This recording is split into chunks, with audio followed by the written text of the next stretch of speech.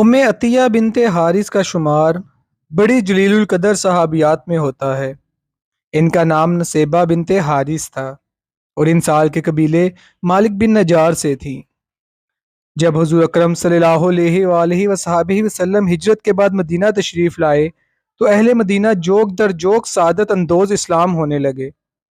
آپ صلی اللہ علیہ وآلہ وصحبہ وسلم نے بیعت کی خواہش مند عورتوں کو ایک مکان میں جمع ہونے کی ہدایت فرمائی۔ ان خواتین میں ام عطیہ بھی شامل تھیں۔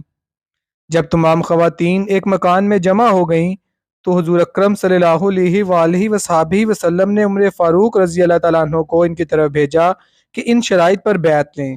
وہ شرائط حسب ذیل ہیں: کسی کو اللہ کا شریک نہیں ٹھہرائیں گی، اپنی اولاد کو قتل نہ کریں گی، چوری نہ کریں گی، زنا سے بچیں گی، کسی پر جھوٹی تہمت نہ لگائیں گی، اچھی باتوں سے انکار نہ کریں گی۔ بیعت کے بعد ام عطیہ نے عمر فاروق رضی اللہ تعالیٰ عنہ سے پوچھا، اچھی باتوں سے انکار نہ کرنے کا کیا مطلب ہے؟ عمر فاروق رضی اللہ تعالیٰ عنہ نے جواب دیا، نوحہ اور بین نہ کرنا۔ ام عطیہ عہد رسالت کے 7 معرکوں میں شریک ہوئیں، جن میں وہ مردوں کے لیے کھانا پکاتی، ان کے سامان کی حفاظت کرتی، مریضوں کی تیمارداری اور زخمیوں کی مرہم پٹی کیا کرتی تھی۔ 8 ہجری میں جب حضور اکرم صلی اللہ علیہ وآلہ وصحبہ وسلم کی صاحبزادی حضرت زینب کا انتقال ہوا تو ام عطیہ اور چند دوسری عورتوں نے انہیں غسل دیا۔ آن حضرت صلی اللہ علیہ وآلہ وصحبہ وسلم نے ان خواتین کو نہلانے کی ترتیب بتائی۔ خلافت راشدہ کے زمانے میں ام عطیہ کا ایک لڑکا کسی غزوہ میں شریک تھا اور سخت بیمار ہو کر بصرہ آ گیا۔ ام عطیہ مدینہ میں تھیں۔ انہیں خبر ہوئی تو بہت عجلت میں بصرہ روانہ ہوئیں، لیکن ان کے پہنچنے سے 1-2 روز پہلے ان کا بیٹا انتقال کر چکا تھا۔ ام عطیہ نے یہاں رہ کر بنو خلف کے قصر میں قیام کیا۔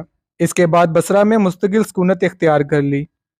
ام عطیہ حضرت محمد مصطفیٰ صلی اللہ علیہ وآلہ وصحبہ وسلم سے بہت محبت کرتی تھی اور آپ صلی اللہ علیہ وآلہ وسلم بھی ان سے محبت کرتے تھے۔ ایک مرتبہ حضور اکرم صلی اللہ علیہ وآلہ وصحبہ وسلم نے ام عطیہ کے پاس صدقے کی ایک بکری بھیجی تو ام عطیہ نے اس کا گوشت عائشہ صدیقہ کے پاس روانہ کیا۔ حضور اکرم صلی اللہ علیہ وآلہ وسلم کے گھر تشریف لائے تو کھانے کے لیے کچھ مانگا۔ حضرت عائشہ صدیقہ بولیں، اور تو کچھ نہیں، البتہ جو بکری آپ نے نصیبہ کے پاس بھیجی تھی اس کا گوشت رکھا ہے۔ آپ صلی اللہ علیہ وآلہ وسلم نے فرمایا، لاؤ، کیونکہ وہ مستحق کے پاس پہنچ چکی۔ ام عطیہ کے حضور اکرم صلی اللہ علیہ وآلہ وصحبہ وسلم کے عزیز و قارب سے بھی اچھے تعلقات تھے۔ ابن سعد نے لکھا ہے کہ علی المرتضیٰ ام عطیہ کے مکان میں قیلولہ فرماتے تھے۔ ام عطیہ احکام نبی کی پوری پابندی کرتی تھی۔ آپ صلی اللہ علیہ وآلہ وسلم نے بیعت میں نوحہ کی ممانعت کی تھی، اس پر ام عطیہ نے ہمیشہ عمل کیا۔ ام عطیہ نے چند حدیثیں بھی روایت کی ہیں جو راویوں میں حسب ذیل ہیں: حضرت انس بن مالک، ابن سیرین، حفصہ بنت سیرین، اسماعیل بن عبد الرحمن بن عتیبہ، عبد الملک ابن عمیر، علی بن قمر، ام شراحیل۔